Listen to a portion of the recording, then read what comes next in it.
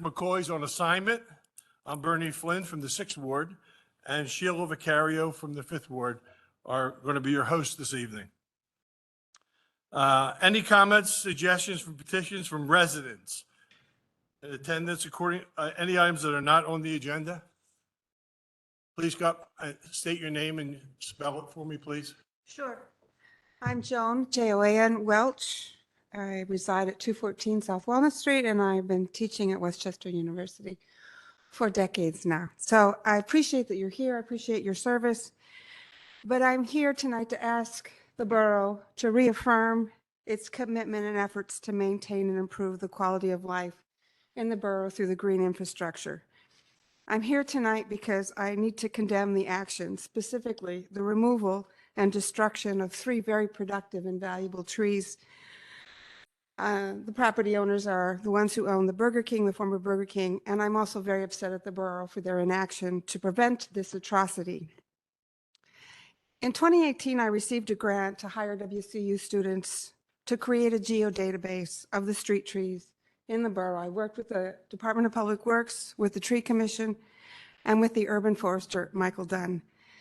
We worked to create a geodatabase of the street trees, and then we populated that database, and we ran the U.S. Forest Service iTree software and calculated that the 2,000 plus street trees provided over $340,000 worth of ecosystem services: stormwater management, air pollutant uptake, greenhouse gas sequestration and storage of carbon, habitat, benefits to human health, etc.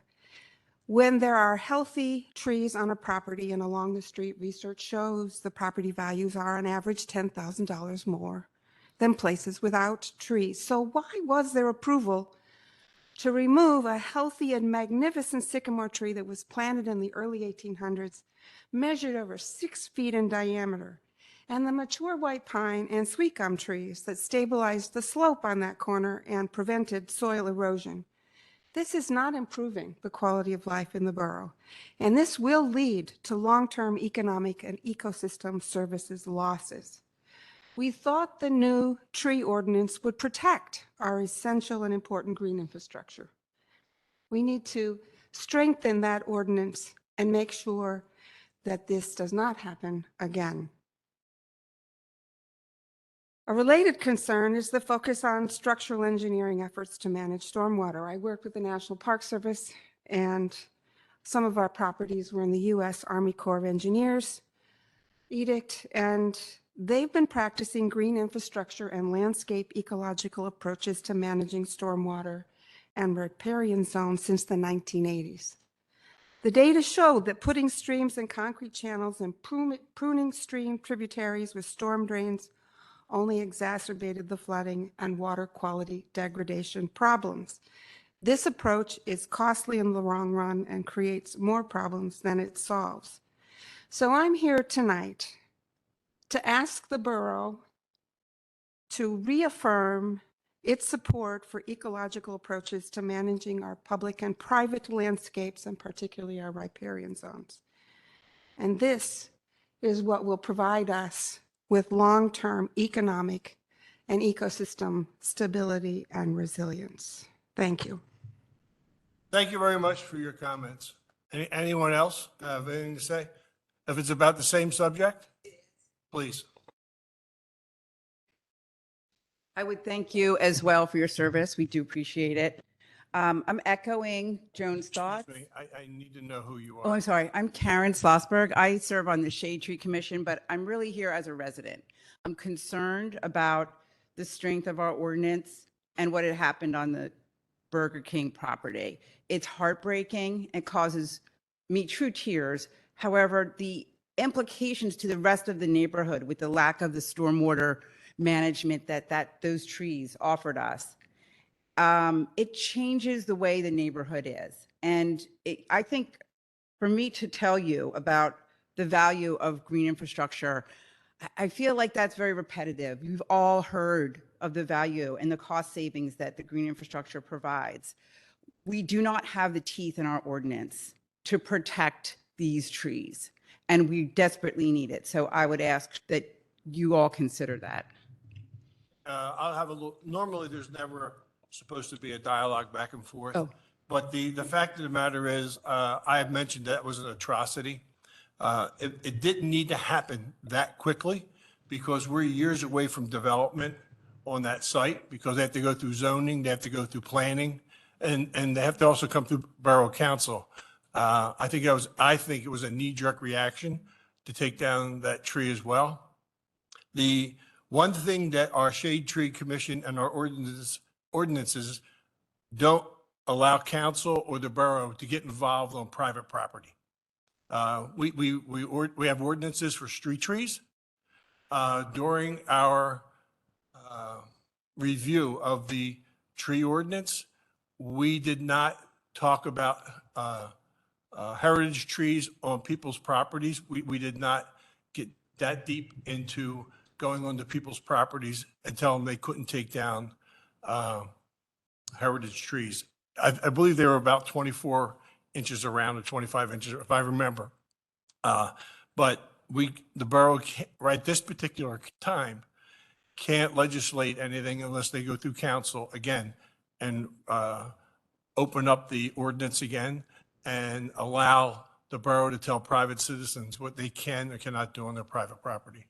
So it's a shit that when I got a phone call that tree is being cut down, I drove over there. I didn't run because if I did, I'd be at Holy Cross Cemetery. But I drove over there and it was a sad moment. I agree. I appreciate your comments so much. And also, I do believe that's, we should start to work towards more teeth in the ordinance. This happened because of several loopholes. They had to get around several different zoning, everything else to get this done without anyone being able to weigh in on it. And that it's inappropriate and it's harmful to our borough to have things like that happen. So whatever we can do to not have it happen again, I think. The additional step, the owners of the property or the developer, I don't know who it was, Mr. Metric, you can correct me if I'm wrong, they did contact our building and housing department to see if it was okay to remove the trees on their property.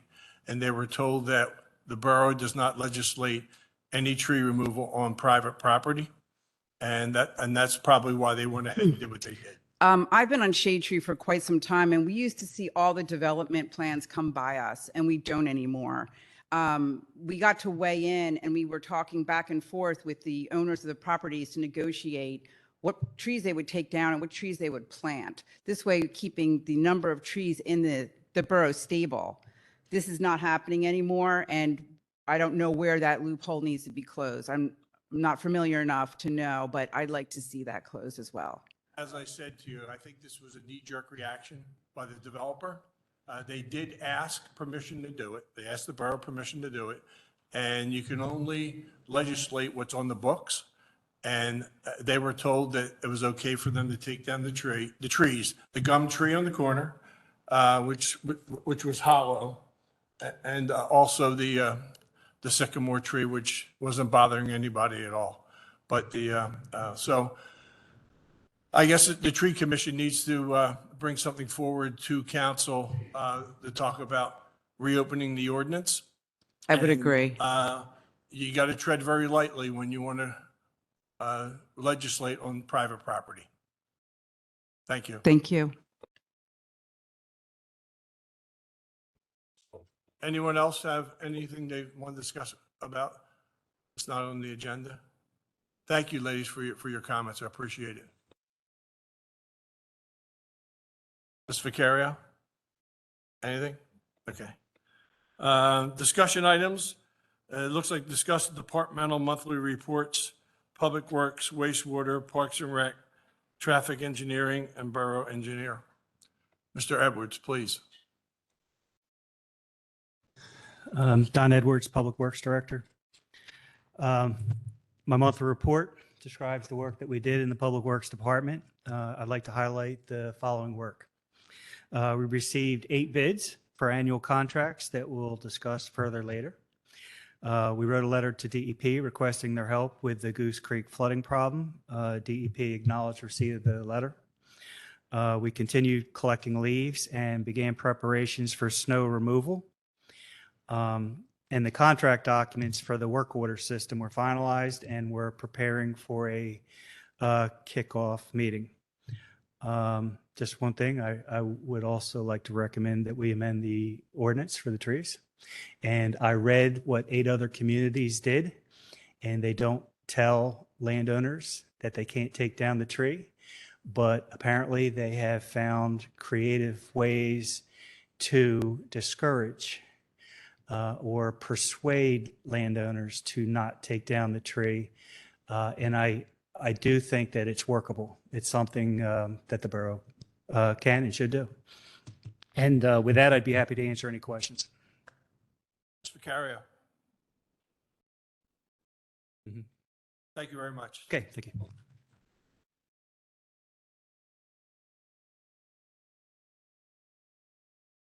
Next on the agenda is wastewater. Mr. Michael Finley. Good evening. For the Taylor Run plant, the employees inspected, greased, replaced dry belts of the 2 Super 8 pumps and a primary scump pump. And we did the semi-oil changes, annual oil changes for all the clarifiers. They're also in the process of changing the fluorescent lighting out to LED lighting. Goose Creek, all the generators in the pumping stations had their annual service performed. Plant personnel checked all the heat tracing of the plant, get ready for the cold weather. They inspected, they repaired the augers, day hoppers, mixing tanks, and silo port of the soda ash system, and they're going to start the painting over the winter. But more importantly, right now, both plants have enrolled into a program with the Pennsylvania Department of Health for testing of COVID in the sewage. There's no cost to the borough for this project. The plants will collect and ship samples 3 times a week to the private lab, and we'll receive reports on their results, and we'll pass them on to you as we get them. And it's funded until the summer as of now, and it might go farther. Thank you, Mr. Vicario. The last paragraph under other, I was reading the Philadelphia Inquirer, and it mentioned that many of the towns around the country were taking samples from the sewer treatment plants. And what they were doing is they were testing them to see how the COVID virus and the Omicron virus, whatever it is, floating through the sewer lines into the sewer treatment plants. And it's basically a canary in the mine. They set a baseline, which we're going to be doing, setting a baseline. You really can't trace where it's coming from, but what it does is it tells you that the general population, the health of the general population, whether the SARS or COVID germ is very prevalent in your neighborhood or not prevalent in your neighborhood. So they can't actually go to your house and say it's coming out of your house. It just comes through the sewer line. And it'll also alerts the county health department that something may be occurring in your town that you don't even realize, because today people, think they have the flu and they still could have the virus. And the greatest part about the whole test is it doesn't cost us anything. So thank you and Sean for the help doing that. Thank you. And Mr. Metric for following up with it. Thank you. Thank you. Thank you, Mr. Thank Finley. Most popular guy in the borough, the Director of Parks and Recreation, Mr. Keith Karowski. I prefer Santa Junior, thank you. I'm very sorry. Keith Karowski, Director of Parks and Recreation. Obviously, you can read the report I have. November, historically in Parks and Recreation here in the borough, is recovering from the Halloween parade for the first week and then planning the next 3 weeks and getting ready for our events that take place in conjunction with the Old Fashioned Family Christmas beginning in December. We've already started laying the groundwork for what we're going to be doing in the spring and the summer, setting up meetings, setting up camps and programs. But the one item I wanted to touch on was Everhart Park. We have this beautiful, amazing new playground that took years from the initial stages to get involved, from grants to the implementation to the actual construction. Everything was going wonderful. And then we started running into some issues in, I guess it was late August, beginning of September. And the installers, which had already been paid, were just telling us that it's wear and tear, it's normal. And that didn't sit well with myself or Public Works. And with some fires lit in the right locations and the right people contacted on a Friday afternoon after a couple of weeks, after a couple of months actually, of being told that this is our problem, we had people out here the following Monday to take care of that problem. Just wanted to let you know that the park is back up and running efficiently, 100% of what it should be. I have the backing of a couple folks that are involved with Burke installation and Play by Design, that any issues we would have that fall under warranty are obviously going to be taken care of. But it's just nice to see it because we had the zip line down, which again, if you're there on any decent day, it's packed. And hopefully, moving forward with next year's approved plan to update our recreation plan, we'll have a better understanding of what we need to do in all of our parks moving forward, for the next 5, 7, 10 years. So with that, if you have any questions for me, please fire away. Kara, I knew we were having problems with the park because when I tried to spin my grandkid on the merry-go-round, I got tired. It didn't spin so Or good? you could just spin it with your finger. Yes. And then now it actually takes effort. So of course, my wife says that's a good way for me to Yeah. become thinner. Uh, So, The Play by Design sent some folks over to help us out that are certified playground safety inspectors and installers.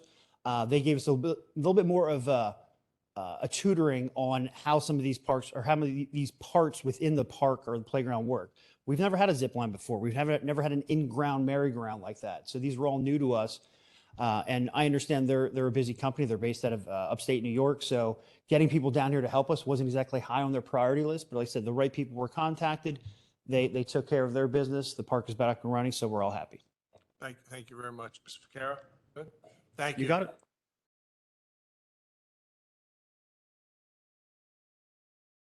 I was looking to see who was going to do the traffic engineering. Will Williams. Good evening, Will Williams, Sustainability Director. So focus this month, transportation-wise, is the PennDOT Highway Safety Improvement Project on High Street. We had a sort of preemptive meeting with them, sort of a dry run for the PennDOT folks and their third-party engineer prior to the December 6th public meeting on that project. Public meeting was good. It was about half presentation from the engineer, half questions from public. Biggest concerns were, of course, around eliminated parking spaces, but I think they figured this is about 7 or 8 spaces between Minor Street and Rosedale. And we need that space to introduce left-hand turn lanes, bump outs, crosswalks, things like that. So in the grand scheme of things, keep in mind this project is about pedestrian safety due to high incident rate of crashes on the corridor, but a high percentage of those incidents with pedestrians. So we have to give up a little bit of our parking real estate to make it a safer place for everyone.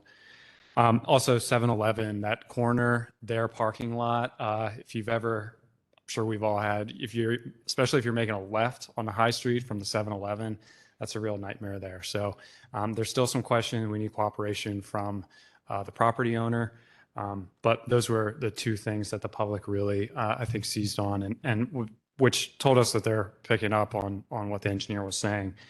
So there will not be another public input meeting for this process, but you can submit comments to PennDOT on the project website, which is also posted on our website. They gave us a schedule that they hope to put it out to bid this time next year and commence construction in 2024. That's a PennDOT timeline, so you can expect significant delays. Our High Street project is proceeding. We're putting together a bid package for January, and the goal is to have the bid tabulation for council consideration in March next year, so we can get started in construction in early summer. And again, that's focused on High Street and Minor Street. Lastly, I'll just touch on the Gay Street closure. Randy from TPD will be presenting to council next week on Tuesday at the work session on next steps for the Gay Street shutdown, including approaches to phasing and some funding strategies, public funding that we can pursue to make it happen. Mr. Kara, Thank you. how about the giant parking lot, giant crosswalks? Yeah, that's in the Pannoni report, actually. Yeah, because this it's a joint project with East Bradford, and so Pannoni's the lead engineer on that. So, Billy, will you go to the picture attachment? I'm taking the lead from Don Edwards, who I don't think had pictures this month, but I put together some pictures because it's better than looking at reports from engineers. But we talked about the roof at the last meeting. We just finished up the infrared imaging to determine the extent of the water damage to the insulation, which will tell us if we can repair the roof or replace it. The difference in scale price-wise is probably an order of magnitude. So fingers crossed. But to the question about adding solar, we wouldn't want to do that if we're repairing. You only want to do that when you've put a new roof on. So we'll see, and we'll definitely have some recommendations for council in January there. The Downingtown Pike project, so we're still waiting on PennDOT's comments and final approval of our new permit that they said we needed after we already started, after they already gave us a permit to proceed. So they are obligated to get those comments to us by the 17th, so we expect them Friday by close of business. When that happens, we'll have a kickoff meeting with ourselves, East Bradford, Pannoni, and the contractor to get the ball rolling again. So this is what happens when you have to work with PennDOT. I'm not trying to blame them. It's just really the reality. So projects-wise, Billy, go down to the second one. We talked about this a little bit, but this fall we wrapped up a sewer relining project. We got a grant for this. It started in 2019. It went on a pause for almost 2 full years during the pandemic. But we wrapped this up. This is relining of sanitary sewer. On the left there, that is basically like an industrial level double wall felt thing that is saturated in epoxy. Then they use this really bizarre machine to inflate it into the existing sewer line, and it turns right side out when they do that. And then they bake it with steam, and that cures it into a super hard layer that will hold up for, I think it's at least 30 years, but it also supports the existing brick pipe so that it doesn't collapse. As part of that too, so we did that we had 3/4 of a mile of new relined sewer, and then 26 manholes were fixed up, and this is before and after. You can see the old brick manhole and what it looks like after it's re-cemented and everything. So this is the most cost-effective way to deal with a sewer network with brick. Billy, if you go to the first project, our Greenfield Park Green Stormwater Infrastructure Project is proceeding nicely. We're going to wrap up probably by the end of next week. Again, this is taking basically all the parking islands out and replacing them with rain gardens. I just wrapped up the insert that goes out with everyone's stream protection fee bills, which go out in December. And there's a couple different things in there about rain gardens, and it's something we're trying to hit hard. We had a meeting about this project with a resident, and they said, we need to address flooding, stop building rain gardens. And so what we're trying to do is educate them that the garden part is what you see up top, but these are really stormwater infiltration and detention, hard infrastructure with a green element to it. So these are very much the type of projects and the scale of projects that we can and need to do throughout the borough if we're going to improve stormwater flooding. So this is one project. This is done with a grant from Chester County. And we have 2 grants going out next week for a project in next year's budget and a project in 2024 budget in the same realm, green stormwater infrastructure. So full steam ahead on those. And that was the last thing I want to hit from the Pannoni report, their running point on the grant applications, because they do a lot of them and they do them really well. But council will review resolutions for those at finance tomorrow and then the work session next week. Kara?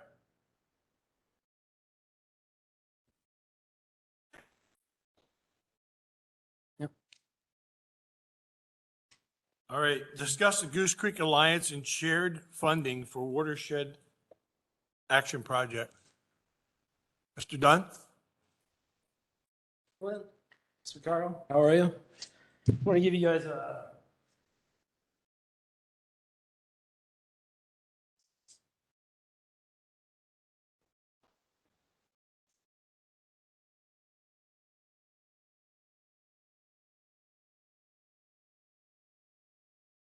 So most of you guys know me as the borough arborist, but in the last 2 years, we've been working to solve this Goose Creek issue independently and with resources from the citizenry of the town and the University of Westchester. So our goal is to essentially build an alliance of communities, stream and watershed activity that does not stop and start at the boundaries of municipalities. So working with West Goshen, Westtown, Thornberry, and the borough of Westchester, we hope to build this alliance to solve this problem from a more holistic scale. So I hear a lot of solutions being bannered about, but what I don't see is a real holistic approach that considers the ecological implications.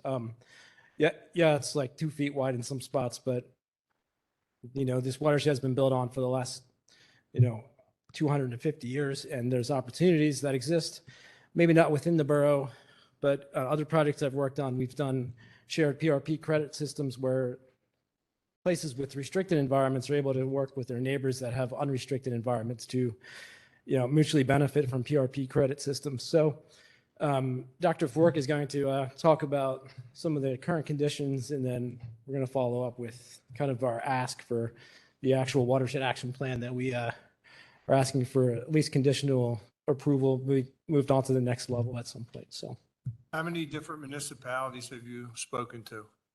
well, the big players right now are West Goshen, Westtown, and in the borough of Westchester. So, Okay, thank you. we've spoken to West Goshen. Most of the areas of opportunity are mostly in West Goshen. So, Yes, that's where the head wall is, correct? yes, behind Kmart and Yep. the Spelman building. So, And then we get their gift. Very Yeah. good. Thank you. and you want to speak on the? Yeah, so hi, Dr. Megan Fork. I'm for also at coming. Westchester. Yeah, thank you. So I don't think I need to belabor the flooding issue and the water quality issue for you at this point. Yeah, and I just wanted to speak a little bit to the sort of some of the current best practices. I'm an urban and freshwater ecologist, so this is right in my field.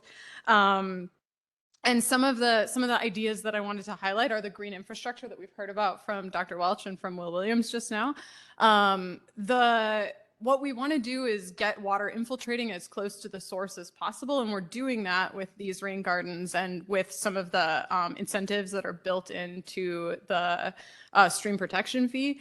But as Mike just said, like given the kind of level of development that we have, that alone cannot solve the problem. And that's why we need to be thinking as a watershed, thinking about working with our neighbors upstream, who, as you point out, like we get their water. When we are treating our streams as pipes to move stormwater as quickly as possible, we're doing the same thing to our neighbors downstream. And so by kind of the second best practice that I'll highlight is this idea of treating our green infrastructure as a network, thinking about it as not individual projects, but a connected network that's all working together and connected to our stream, and thinking about things as a watershed scale instead of as individual municipalities. And the third best practice that I want to highlight is the idea of community involvement and getting residents involved in really meaningful ways from the conception of projects, not just in public comment, but working kind of to identify problems that we might not see, but that residents living next to the stream might be experiencing day to day, but aren't having their voices heard. So kind of working with people early and often to include them in planning, maintenance, and things like that. Yeah, I think that's all I got. I'll pass it back. So our ask is that that this conditionally is moved on to the next level so that we can actually consider sharing the cost with our neighboring communities. And one of the elements of what I consider this a very large problem, and working in geodesign, the most essential element of that problem is the people of the place coming with an idea to a community and then saying this is what's going to happen, versus the community coming to the people that pull the strings and have the money. I think that's a better way to approach the problem. So of utmost importance is the people of the place being involved in this process. And within that, we have these 5 elements. We have an educational aspect with this organization that we've created this living laboratory. We funded 2 grad students, and we had a class working on this over the summer with the university. So bigger opportunity. There's a green belt that runs from Kmart all the way down to 926 on the Goose Creek by the restaurant there. That could potentially be a trail system on the bigger picture. So also, obviously, the stormwater we've gone over, but the environmental and ecological impact, I think, is of utmost importance and cannot be ignored. So our ask is that this watershed action plan at least be conditionally approved, that will look into these elements, and they're willing to work with the university to lower the cost of these things and use university assets to do some of the data collection and management. So, and I didn't hear any dollars. uh, I'm about dollars. What well, do you ask? total project is, so this basically provides a blueprint for all the action items moving forward that we'll need to, Every time you talk about money, my 40 phone bings. yeah. I need personally from you $80,000, but That would, oh, what okay. they ask is for at least 30 to 40% of $43,000 being funded by the borough of Westchester. 43,000. But 20 to 30% of that would come from the borough, the rest of the communities. So we have, I know West Goshen is looking for ways to spend money. I know the borough is not necessarily doing that, but the problem is that, so some of these PRP credit systems can actually generate revenue if done properly. So there's some examples and case studies in here of joint municipal action. I think the most successful regional is the Eastern Delaware County Coalition for Stormwater. I think they have 5 to 8 communities all working together to reap the benefits of PRP credits, where some communities have very restricted environments. Other communities have these areas where they can do great large projects that have the largest PRP benefits. So the, we're also asking for, not only to have this approved, but to be a partner in the process. We are the people of the place, and we think that we need to be a part of that. Thank you. Yeah. It's going to take a lot more discussion Yeah. than tonight. Based on, we all know that we have a problem. Yeah. Northbrook Canoe actually wants to put up a shop at Goose Creek at Greenfield, because every time it floods, they could rent canoes for the college kids. They could, go back and forth, because we've had them on film, Yeah, we actually saw. paddling around Greenfield Park, having a ball right there. Right It's there. pretty amazing. But the problem that any municipality has is that all of our budgets are done for 2023. Our budget's already approved. A new ask for new money would take, something else has to be cut in 2023. But, we could mention it again in the finance committee and see if there's any matching grants or something like that we could do. The problem with where we sit is we're the straw. West Goshen has a lot of land behind Aldi's and Popeyes to put a retention basin, put a small waterway to us. Yeah. And Well, that's what we're trying to avoid. Retention Yeah. basins are old fashioned, and we're looking Well, for they watershed work. restoration. So, They work. And the problem is when you hit the borough behind DK Diner, it goes underground yeah. and then it just pops up under Rubenstein again. Oh, we're very aware of the Yeah, situation. so what happens is it's the straw effect. Yeah. If you can't slow it down, we're always going to have flooding in this borough. Even Eli Khan's doing his best. Well, within the proposal is a meaningful watershed restoration behind the Aldi property, which would be an engineering study as well. Yeah. So keeping the water on site, but a retention basin is kind of a regressive idea. We're looking for an ecological restoration. Well, I don't know. Yeah. All I know is that water's going to find its own level. Yeah. And it's going to go where it wants to go. And unless we have a way of starting to slow it down a little bit, the borough's flooding issues, there's actually a big retention pond underneath on the corner of Adams and Market, I believe. Yeah. Mr. Perone was here when they did the renovation there. There's a gigantic swimming pool under that corner right there that holds the water and then releases it. And Mr. Eli Khan's doing that off of Wyeth Labs. He's also doing it at the Rubenstein site. So he's doing his own collections and releases on the properties that he's doing for water management. Yeah, I mean, So, we're well aware of that, but okay. within this, like, we're looking at this from an ecological context where we're trying to do watershed restoration, which involves holding water on site. So that floodplain is restricted up there. So the sediment is way above grade. It's at grade. Yeah. Yeah, It's, I know. it's probably 5 to 8 feet above grade. So I've been beating that drum, but I haven't been successful because that's the only emergency route to the hospital that the ambulances can take on Montgomery Avenue. yep. And when it floods, it adds minutes and much time to the ambulance ride. It's critical. But, we all know that there's an issue there. But I would suggest that you also work with Mr. Edwards with the DEP because he may be able to come up with some money for us as well. But thank you. Appreciate your input. Thanks, Mr. Quinn. A question. Did you finish your points? You said you had 5 points and you gave 2 of them before you were interrupted. Organization's founded on the educational aspects. Living lives working creative with the university. The place being will later be involved in this process. The stormwater construction, ecological impacts, and recreational opportunity that exists. Creating a great corridor that connects swamp. Almost one. There's another gentleman involved with the trail plan. Trail goes. Well, thank you for that. First of all, I think we need to start moving toward this problem, and I appreciate you looking at it holistically because everyone's talked about it and everyone knows about it. And so it's been around for a long time, the problem of flooding. And so now we need to stop talking about it and start looking at it and implementing different ways.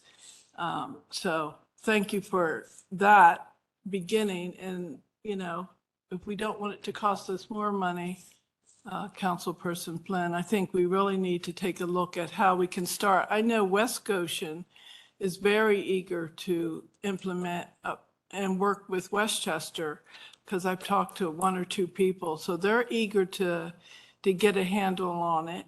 And I'd like to think Westchester is eager to get a handle on it. I haven't talked to anyone personally from Westtown, but I'd like to, I'd like us to see us start to move toward it. Even if it's in 2024, let's start to work toward it.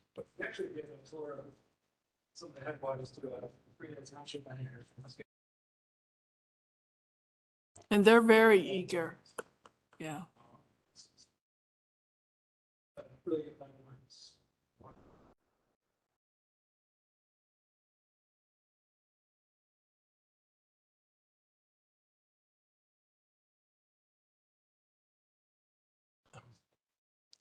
Thank you, Mayor. The last time we met behind McDonald's, for some history, last time we met behind McDonald's with Gene Blum from PennDOT, who promised to clean that pipe a few times a year, which I don't know what they're doing. We still have flooding.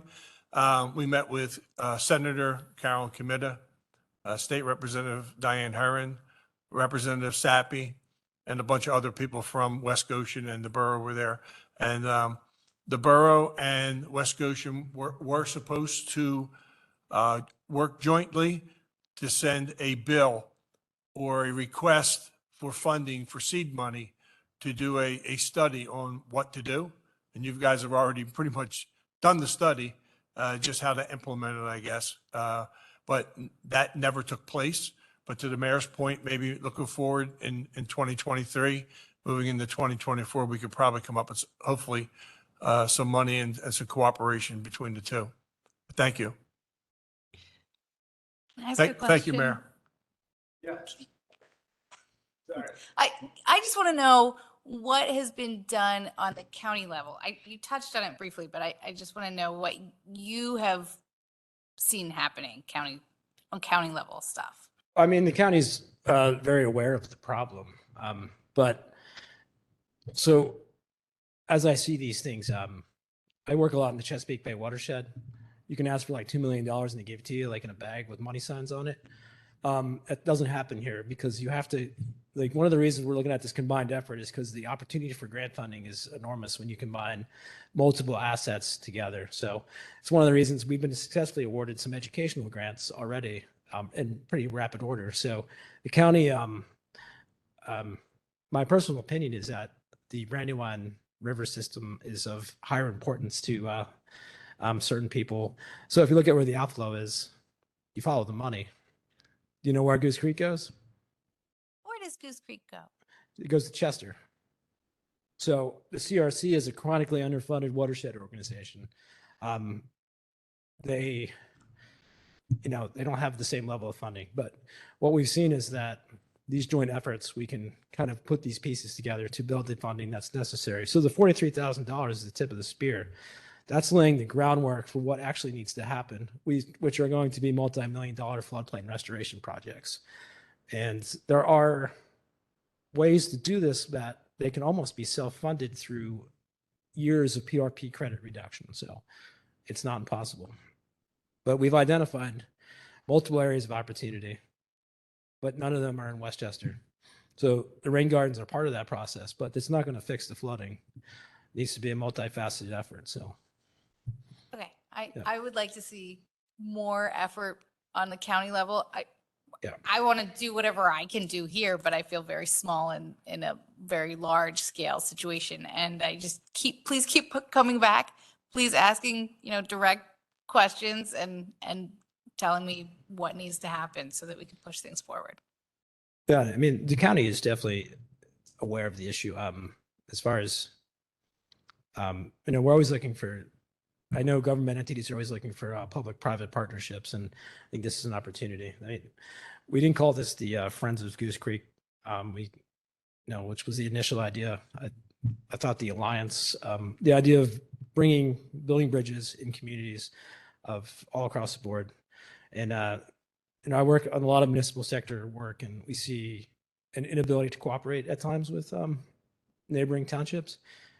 Pennsylvania is unique, and we have 3,400 independent townships, and we work in Maryland and Virginia as well, and we have county and city level, and that's pretty much it. So I think the opportunities are abound, and we need to lead from the vanguard, not just follow examples from other people. So, but thanks for your consideration. Thank you. Thank you, Mr. Carrera. Anyone else want to speak on it? All right, let's move on to C, discuss charging contractors a fee for staging supplies and equipment at Snyder Avenue and on Borough Streets. Who's going to handle that one? I'm in favor of it, though. Mr. Edwards.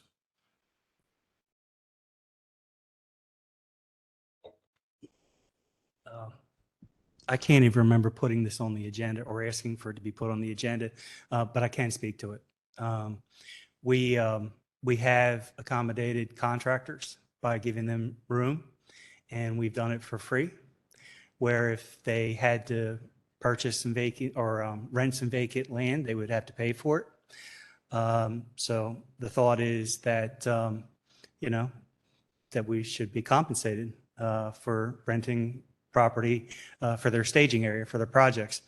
I do not have a dollar amount in mind, but I do think that this is a good idea.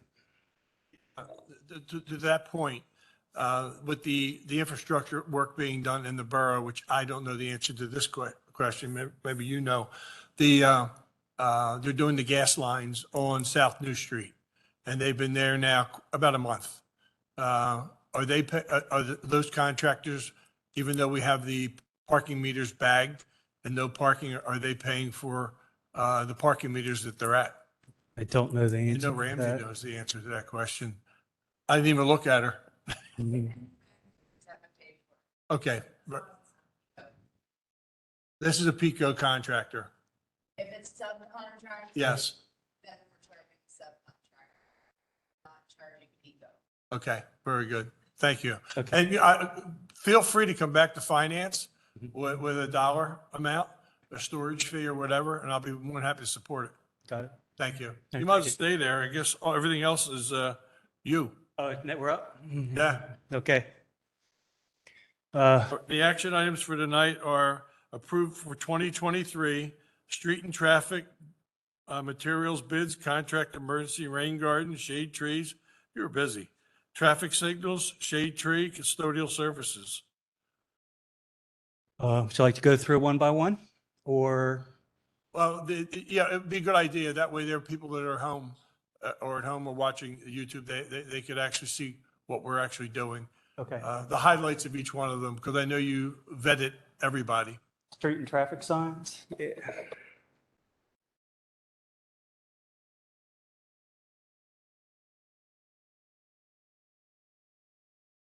Actually, if you can go down, yeah, there we go. So we received one bid. It's our current vendor. And this is the kind of contract where we can control how much we buy. And so that we can maintain, so that we can conform to our budget. And my recommendation is that we approve a contract with Garden State Highway Products, Inc. What percentage of increase did they give us from 2022 to 2023? Yeah, this was one where I did not give you an analysis because we took some signs out and we put other signs in. Okay, So I really couldn't tell you. But looking at these prices, there's nothing that really shocked me. okay, so we're not spending any more money than we did in 2021. Well, I'm going to go back to one way or another, we're not going to go over budget. Okay, very good. One way or another. I'm happy with that one. All right, the materials bid. It's not your right report. Okay, so for this one, we received two bids, one from Glasgow and one from New Enterprise Stone and Lime. This is the kind of bid where you can award contracts to both, depending on who the low price is. And both were responsive. And I did do a financial analysis. I think the net increase total was about 4%. The asphalt was about 8%. Now, asphalt is oil and aggregate. So it makes sense with the oil prices that it went up. And yeah, so my recommendation is that we award contracts to both of these vendors for the lower prices that you see here. Bifurcating the whole thing. Mhm. Okay, very good. Ms. Vaquera, you all right with that? Okay.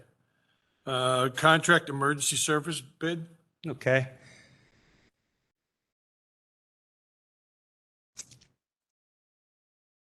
All right, so we received one bid from Duraco Brothers. There were a lot of companies that downloaded, but only one that bid. Duraco is local. Duraco is our current contractor. Their bid was responsive. There were some significant increase in some of the line items. I may have provided a financial analysis on this one. But that's really the gist of it, is that there were some items that it went up. I'd like to point out that, you know, as we've been doing for the past 6 months, Public Works is going to be doing everything that we can possibly do. So if there's any kind of smaller, as long as the project isn't too big or too complex, you know, Public Works is going to do it and we won't need them. But for something that is big or too big and complex, we would need them. So Is the sinkhole considered complex? not necessarily. Okay. It really depends on the size. We repair sinkholes now all the time, but the one on New Street was so big that we had to sub it out. Yeah, I thought it was like a cavern down there when I saw how big it was. Yeah. Yeah, it's pretty unique. Very good. Rain gardens. Rain gardens. We received 1, 2, 3, 4 bids. One was significantly low. It's I don't know how you say it, Archawild or Arkawild. Will Williams met with one of the owners or managing partners, and you know, we looked at them closely, and were responsive. They did acknowledge that they're going to supply a performance bond. So in case, I mean, they're real low, if you notice, they're real low. But they're going to provide a performance bond, so if they don't perform, then we'll be able to go to a financial security company and their financial security company and say, you need to pick up where they left off if they don't perform, which I don't have any doubts. I don't think we're going to get in that situation. I think that's responsible for us to give them. I know we're supposed to give it to the lowest responsible bidder, Right. but being in construction my whole life, Yeah. somebody forgot to add something into that contract. Yeah. And I don't like change orders. Right. Change orders really make my hair stand up. Right. And if you want us to recommend this company, even with the performance bond, Right. the change orders is the big thing. I don't think it's the kind of work where you would see a change order. It's more maintenance. It's more than landscaping. There's an environmental component to this, but it's landscaping. Okay. So I have I can't envision, change order. Yeah. One thing I want to mention for all these bids is, I think most or all, we're requiring performance bonds. If for some reason the companies don't provide one, I might be back here next month and letting you know that. So.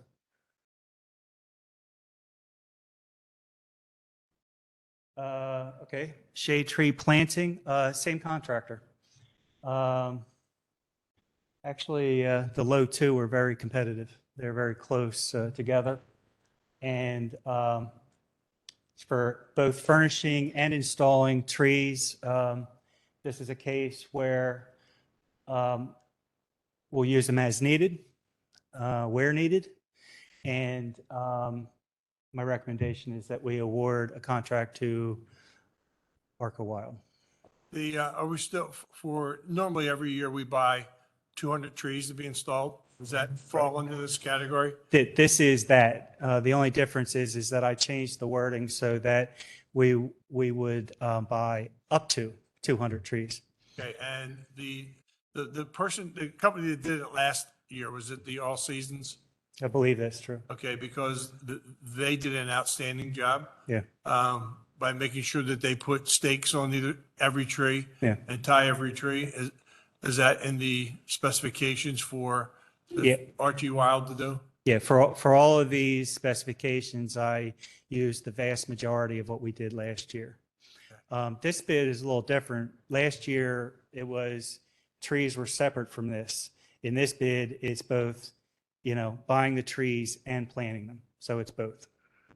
And the trees that are specified come through our arborist and our shade tree approval, correct? Yes. Okay, very good. Ms. Vaccaro? All right. The traffic signal maintenance?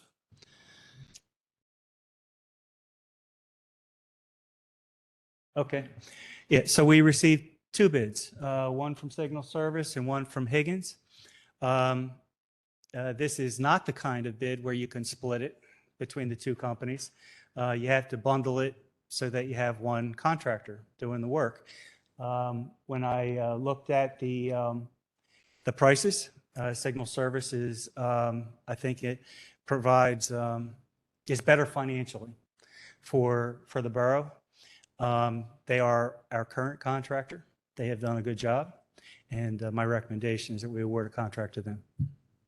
Are the traffic lights, are they going to, have they set the timing on them now? Where you don't get the backup between High Street and Church? We're working on that. That's a surprise question on you. Yeah, Because yeah. residents complain that you can't go from Darlington to Walnut without an hour wait. Right. The reason why I'm hemming and hawing is because there's like a couple different answers there. Very good. We're that talking about good? money tonight. Good enough? Okay. Yeah. So working on it. You know there's an issue. Yes. Okay. Let's see. The shade tree maintenance, we have to do that one? Yep. Okay. So we received two bids. They were close. Similar to the traffic signals. I felt like the Joseph McIlvaine Tree and Lawn had the better prices financially when you consider crews and how the work is going to be done. I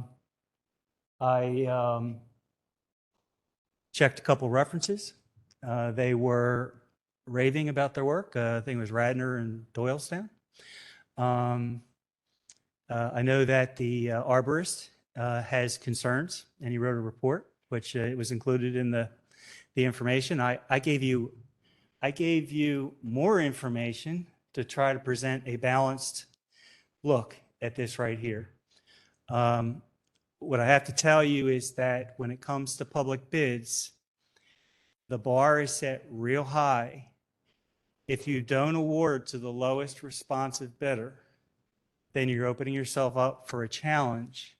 And from all the information that I've seen, I believe that if we did not go with this one, I believe we would be exposed. And he has a performance bond as well. Yes, agreed to the performance bond. Yeah, I remember Jack's Tree Service. You weren't here then. Jimmy's Tree Service. I was close. We should have been really concerned with Jimmy's Tree Service, Yeah. even though they got a great recommendation from Lower Marion. Oh, But they went to where they were making more money. right. So they didn't show up. So Yep. I'm sure you're going to babysit this thing pretty tightly. I will, Yeah. but I feel like my job here is just to present the information to you as best I can, and I will respect whatever decision you make. But my recommendation is McIlvaine. Okay, custodial services? When he's done. Okay? Yeah, yeah. Okay. Two more, one more. Yeah. Custodial services.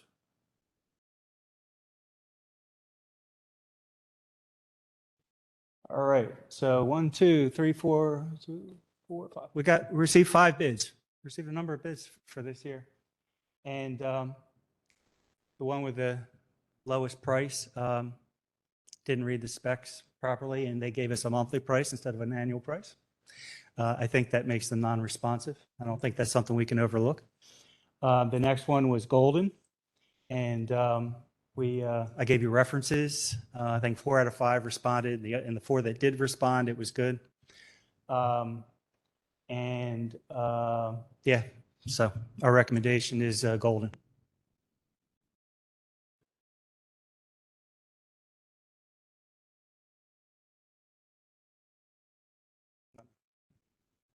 All right. Sit here in case. Yeah, we'll need you. Mr. Dale Friends, please come forward. Mr. Dale Friends has many things he does in the borough. Friends of Everhart Park and everything else. So tonight I'm a lightning rod for the tree commission. Oh, boy. Okay, and Jeff Bytel is out of town, so Okay. I'm here to speak on behalf of the tree commission. And the tree commission is very concerned about the tree maintenance bids that they're so close, and McIlvaine looks from his website photographs, which show pruned trees with stubs 18 inches long, 6 inches in diameter sticking out of trees that weren't cut off, and various safety violations and some just bad workmanship that they're including on their website. So they think this is all right. And then they have a whole list of negative references that they sound like they could have been Jimmy's Tree Service in terms of non-responsiveness, showing up, that we couldn't schedule the high reach truck, and so we'll be there next week, and 3 weeks later they're still not there. And we've done this already, and I think that, just speaking for the tree commission, I think the tree commission is really weary of sensing no borough support for a tree program, that we're so hell-bent on saving a few $100s that we will throw out the quality of what is a pretty sure thing for the chance that this might work out. And the last thing I want to do is meet with a group of clowns like Jimmy Tree Service at one of our meetings to just discuss the rudiments of tree pruning and do you think you'll do better next month? And oh yeah, so our recommendation is to consider one of three options. The first is to award 2 contracts for the full amount and issue work orders based on the responsiveness of those contractors and on their actual performance. So if when we hit the first dead end with one contractor, we'll just move all the work to the other one. They both have a contract, and they're working under work orders. So as long as it's not a 50-50 split between the two, we're not stuck with one of them. The second is define language in the RFP to allow rejection of the low bid on the basis of qualifications. And the Tree Commission, I am quite certain, provided some recommended qualifications to include in the RFP that were deleted, and these related to having a certified arborist on site all the time when work is being done, which isn't that huge thing to ask for. Good companies do that. And then Don actually answered the question as to whether McIlvaine provided any municipal references, and apparently they did, but so did so did Jimmy's Tree Service, so that doesn't really help us very much. The third option would be to reject all bids and rebid it with stronger qualifications language that might cause pause for McIlvaine. And the bid, if it were reissued, should in all I shouldn't say in all fairness, because the borough can do whatever it wants to, but in the best interest of the citizens of the borough, should at least allow the Tree Commission to review the RFP before it's issued and provide comment on it. In the future, because we've had so much problem with these darn tree maintenance contracts that, I don't know if there's some dark cloud floating over Westchester that people, or that good contractors stay away, or if we've scared them all away or what, but we're certainly, we're attracting bottom feeders, and I don't know why, but in the future, we might consider a 2-stage bidding process where the first stage is a qualifications process. And so contractors or prospective bidders who are interested would submit their qualifications. And we would say, yes, you're qualified. No, you're not. Yes, you are. And then we would invite the qualified bidders to bid on an open public bid. We've done that with restoration work with various municipalities with good success. And we've never had a contractor sue the municipality or us because they were bumped from the list on their qualifications, because at that point, they haven't put very much effort into the process as opposed to preparing a bid, which takes a lot of work. So that's sort of a long-term consideration, but in the short term, we would recommend either awarding 2 contracts or finding language in the RFP to allow rejection of the low bid. I mean, we're talking about $250 on what's really, it's probably the smallest contract we have here in all, isn't it? 12,000 total. Or reject all bids and rebid it with stronger qualifications language. Yeah, thanks. Mr. McCarroll, at least that bring, a little concerns, to light, because the Tree Commission does pretty much know what, not pretty much, they know what they're actually talking about, because there's pure professionals in that organization that we have. After hearing Mr. Friend's explanation, I feel that we should probably yank it off and redo it again. And it doesn't take, just another month that they have to go through the bidding process again. And if our arborist doesn't, if our arborist doesn't care for the people, we're actually going against our own rules. So what do you think? I want to hear what Don has to say. All right. Okay. Yeah, okay. One correction, a couple comments from what Mr. Friend said. The part about deleting the certified arborist being part of the work crew, that was true, but it's not true now. Because after Mr. Metrick and I went to the tree commission, we talked about that issue, and I issued an addendum where the arborist, certified arborist, has to be part of the work crew. So that's one thing.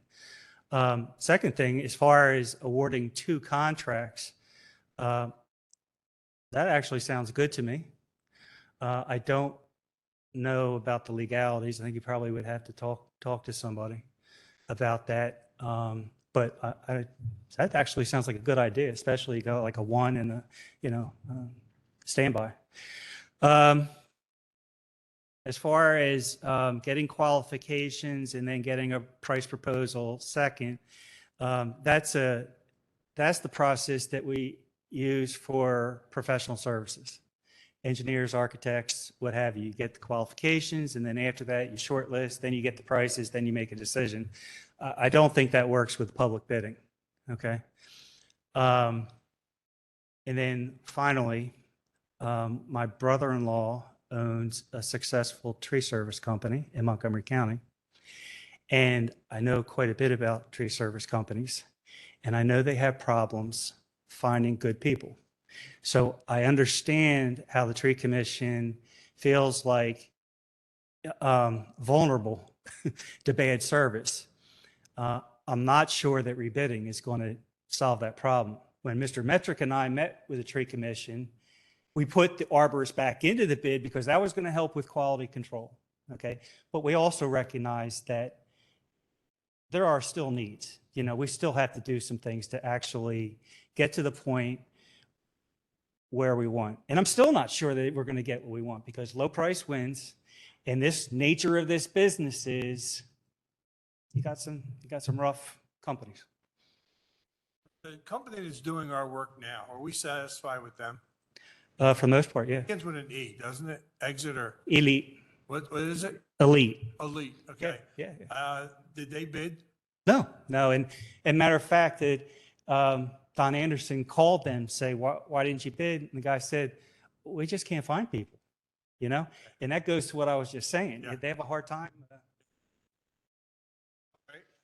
Mr. Metrick, we need your help on this one. Yeah, thank you. I want to respond to the issue of awarding 2 contracts. I would really appreciate an opportunity to call the solicitor up on that one because the principle at play in awarding contracts is to eliminate any perceived or actual favoritism. So if you have 2 vendors, how are you deciding which vendor gets the next job? Who gets the fat job worth $10,000 and who gets the job worth $2,000? That's the whole kind of nonsense that has to stop with public bids. That's why this whole public bid process exists in the first place, because of corruption. So I want to be careful about that one, and I want to talk to the solicitor about that before council considers awarding 2 contracts, if you don't mind, please. I think we could talk about this next week, that way there, what the tree commissions and stuff like that. I have one more, if I may. Sure. When we were talking about safety considerations, as far as McIlvain, and, I didn't want to get here and critique Mr. Dunn's report, but I feel like I need to address one issue which is safety, which is a big deal. It's a huge deal. looking at still photographs, I can't tell if the equipment is on or off. Okay. And if it's on or off, I think it makes a difference whether, there was a comment about not handling a chainsaw with one hand. Now, I'm sure that's true if it's on. I'm sure that's true if it's idling. But if the thing's off, I don't think there's a problem with carrying it with, handling it with one. So the recommendation is with that in mind.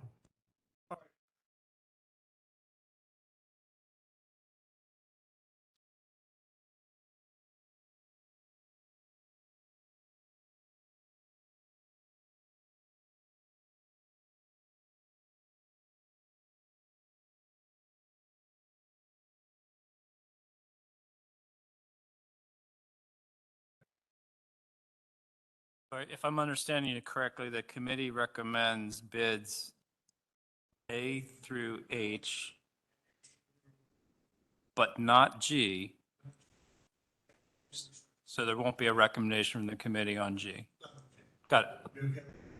And can you talk to the solicitor? Okay, I just have one quick comment for Sean, and that is, it's a government.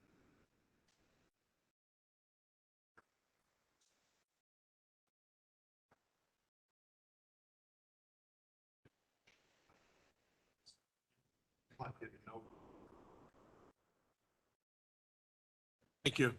All right, moving on to I, approve the removal of an adopt a sign throughout the borough. Adopt the block signage throughout the borough. Anyone going to talk about that?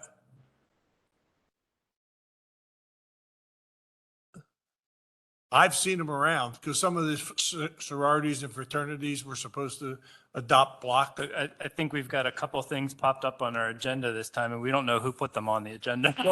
Well, let's bypass that one. Thank you. Well, let me just add, I did see something from the university. Yeah. And they wanted to address it, but I don't believe they're here. Yeah, a lot of sororities and fraternities wanted to adopt the block and they're not here to talk about it, so. Yeah, it's not there. Before you move All right. on, I'm sorry. There, I can't hear you. Before you move on, can we talk about custodial services? Because you bypassed that H. And I just wondered, of these bids here, who is actually cleaning now? Because there's been complaints about the cleaning services now. Thank you. The current cleaner we have, it was Service Master, correct? Correct. Okay. He's not on this list of bids. Right. We did the same thing. We called and asked, and they're having trouble finding people, so they chose not to bid. And I think we're all very aware of the deficiencies with the current contractor. Okay. You okay with that, Mayor? Yeah, I didn't know if one of the bids was from that current cleaner, not. And I have to apologize to everyone here, but this was an in-depth meeting based on all the contracts, and normally we're only allowed a half hour, and we've gone way over. Jay, approved November minutes. Approved. There you go. Any other business? Thank you very much. We're adjourned. I apologize to everyone.